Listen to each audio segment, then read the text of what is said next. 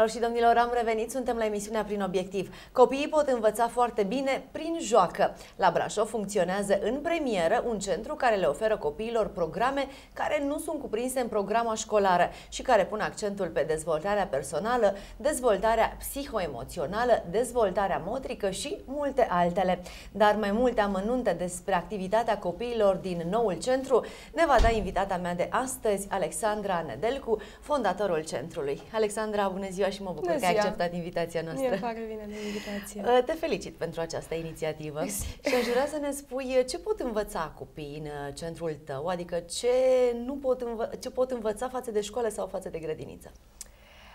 În primul rând, centrul este un loc în care punem accentul pe programe ce nu le găsim în programa școlară. Asta este ceea ce vrem să subliniem, și anume, încercăm să facem o dezvoltare personală, o dezvoltare emoțională, dezvoltare motrică, ce știm că lipsește în mare parte din programa școlară, o educație financiară, care știm că este foarte, foarte slab subliniată în școli sau grădinițe, și încercăm să creștem niște adulți liberi și frumoși. Hai să le luăm pe rând. Spune-ne, te rog frumos, legat de dezvoltarea personală, concret, cam ce fac copilașii în acest centru? În primul rând, avem un personal calificat, cu care ei lucrează în gestionarea și exprimarea sentimentelor, în a înțelege de ce li se întâmplă lucruri și cum trebuie să reacționeze atunci când lucrurile se întâmplă. Vorbim de psihologi? De psihologi, da, exact. Așa, dezvoltare motrică. Pentru că dezvoltarea motrică este foarte slab susținută în școli, noi am încercat să le arătăm cum pot evolua din punct de vedere fizic. Există copii care știm, au abilități și au pasiuni pe care, din păcate, în programa școlară nu și le pot valorifica. Și atunci, venim în completarea activităților lor zilnice din școli sau grădinițe și încercăm să le trezim pasiuni pentru anumite sporturi, anumite dansuri sau, de ce nu, anumite sporturi de societate, să le numim așa. Cum ar fi?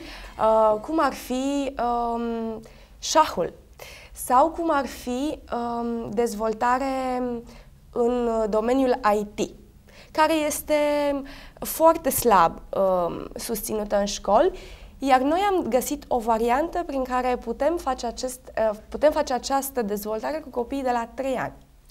Practic, acest centru se adresează căror grupe de vârstă? Copiilor de la 3 la 14 ani, dar și părinților, pentru că ei sunt cei care, în primul rând, trebuie să educați. Practic, în acest centru pot veni la cursuri atât copiii cât și părinții. părinții. Cât și părinții, exact. Mai povestește-ne despre activitățile din acest centru, că sună foarte interesant, așa, să vină mama cu copilul în centru și, nu știu, să urmeze cursuri diverse. În primul rând, ne dorim ca cei care ne calcă pragul să devină adulți responsabili și liberi, să crească frumos și armonios din toate punctele de vedere. Iar pentru asta au nevoie de o suplimentare a ceea ce fac în școli. Știm că educația financiară este spre exemplu, educația financiară este un subiect ușor personal și un subiect pe care nu toți părinții îl ating cu copiilor. Puțin tabu. Este puțin tabu. Nu din frică, poate dintr-o protecție. Dar este un lucru foarte important și este un lucru pe care trebuie să-l facem cu copiii de la vârste foarte fragede, pentru că ei au nevoie să conștientizeze ceea ce înseamnă valoarea banilor. Și practic cum învață în acest centru acest lucru? Prin joacă. Prin joacă. Totul facem prin joacă, pentru că este cea mai simplă cale. Copiilor nu poți să le spui de ieri, de vineri, de mâine, poți să le spui de astăzi. Ei știu astăzi și poate peste 5-6 minute. Cam asta este intervalul în care reușești să lucrezi cu ei. Când și-a început activitatea acest centru? Funcționăm de la începutul lunii. Proiectul este un proiect finanțat european prin Fondul Social de Dezvoltarea Resurselor Umane 2007-2013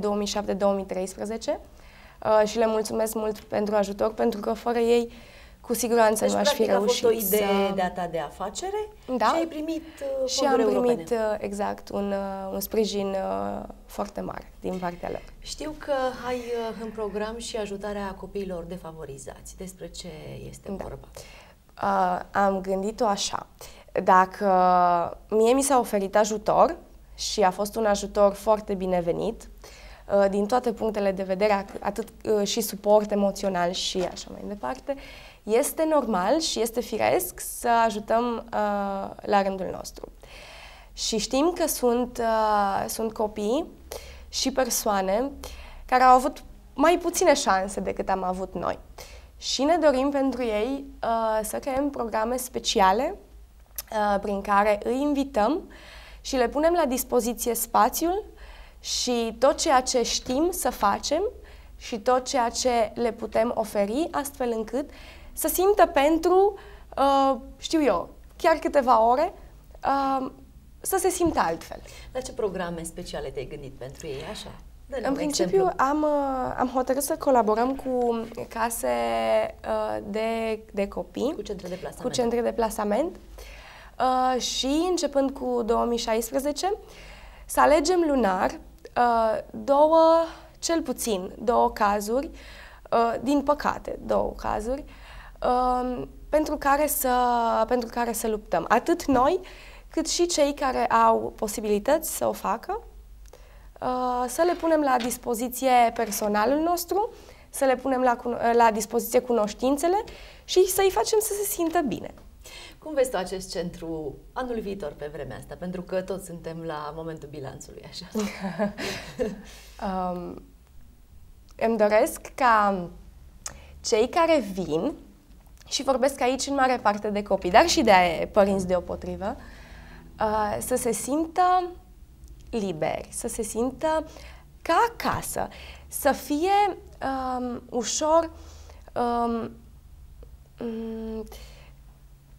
desprinși de uniformele școlare, de cataloage și să încerce să înțeleagă că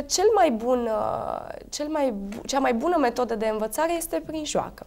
Și o să fim alături de ei și ne dorim să creștem cu ajutorul lor, pentru că numai cu ajutorul lor putem să Eu îți mulțumesc tare mult pentru că ai acceptat astăzi invitația noastră și îți dorim mult succes în activitatea ta. Mulțumesc!